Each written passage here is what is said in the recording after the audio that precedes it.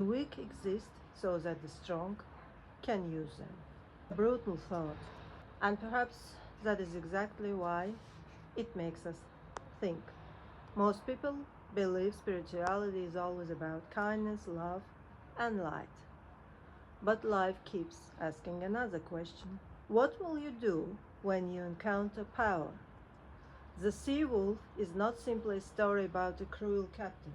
It is a story about a human being meeting his own shadow. There have always been people who live through the fear, guilt, and dependency of others. They don't need your good intentions. They need your weakness.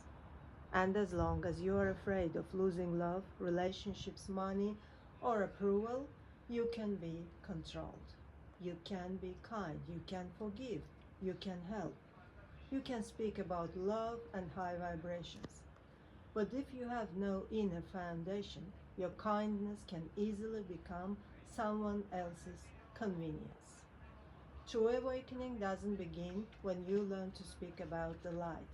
It begins when you stop being an easy victim, when you learn to say no, when you stop saving people who don't want to be saved, when you stop giving away your power just to keep someone else comfortable. Perhaps one of the harshest laws of this world is this: until you respect your own power, others will not respect it either. But there is another side. Power without consciousness becomes violence. Kindness without boundaries becomes self-destruction. And the person who suppresses their shadow may eventually discover that the shadow is the one controlling their life. True maturity is not about becoming stronger than anyone else. And it is not about being endlessly light and convenient. It is about meeting your shadow, reclaiming your power, and learning to use it consciously.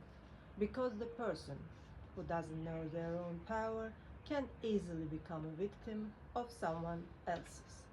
And the person who knows their power but cannot control it can become the predator. Your task is to become neither victim nor predator.